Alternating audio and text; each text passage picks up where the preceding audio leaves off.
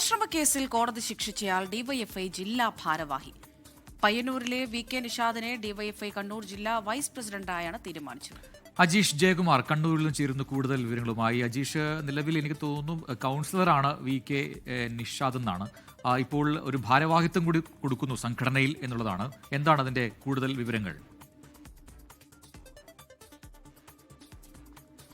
പ്രജൻ പറഞ്ഞത് ശരിയാണ്. പയ്യന്നൂർ നഗരസഭയിൽ മത്സരിച്ച് ജയിച്ചിട്ടുണ്ടെങ്കിലും അദ്ദേഹം സത്യപ്രതിജ്ഞ ചെയ്യാൻ സാധിച്ചിട്ടില്ല. അപ്പോൾ ഔദ്യോഗികമായി കൗൺസിലറാണെന്ന് പറയാൻ സാധിക്കില്ല.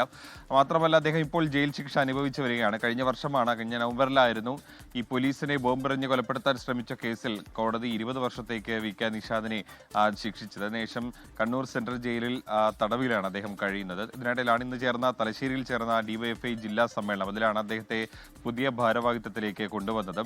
ഡിവൈഎഫ്ഐയുടെ കണ്ണൂർ ജില്ലാ വൈസ് പ്രസിഡന്റായിട്ടാണ് വി.കെ. നിഷാദിനെ തിരഞ്ഞെടുത്തിരിക്കുന്നത്. നേരത്തെ സെക്രട്ടറി ആയിരുന്ന മുഹമ്മദ് അഫ്സൽ തന്നെയാണ് കണ്ണൂരിലെ ഇത്തവണത്തെ ജില്ലാ സെക്രട്ടറി. മുൻ എസ്.എഫ്.ഐയുടെ സംസ്ഥാന പ്രസിഡന്റായിരുന്ന കെ. അനുശ്രീ ജില്ലാ പ്രസിഡന്റായും തിരഞ്ഞെടുക്കപ്പെട്ടു. ആ കമ്മിറ്റിയിലാണ് വി.കെ. നിഷാദിനെ കൊലപാതക ശ്രമക്കേസിൽ ജയിൽ ശിക്ഷ അനുഭവിക്കുന്ന വി.കെ. നിഷാദിനെ തിരഞ്ഞെടുത്തിട്ടുള്ളത്. വൈസ് പ്രസിഡന്റായിട്ടാണ് തിരഞ്ഞെടുത്തിട്ടുള്ളത്. നേരത്തെ ഇദ്ദേഹത്തിന് ഈ പരോൾ അനുവദിക്കുന്നതുമായി ബന്ധപ്പെട്ട് വിവാദങ്ങൾ ഉണ്ടായിരുന്നു. അദ്ദേഹത്തിന് പിതാവിന് സുഖമില്ല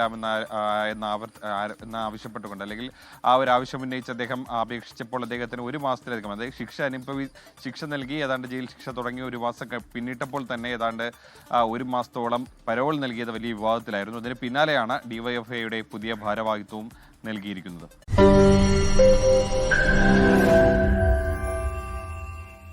ലോകത്തെവിടെയായാലും ഏത് സമയത്തും 24 വാർത്തകളും ഓഗ്മെന്റഡ് റിയാലിറ്റി പാക്കേജുകളും എക്സ്പ്ലെയിനറുകളും വിശദമായി കാണാൻ ഞങ്ങളുടെ യൂട്യൂബ് ചാനൽ നിങ്ങൾക്ക് സബ്സ്ക്രൈബ് ചെയ്യാം.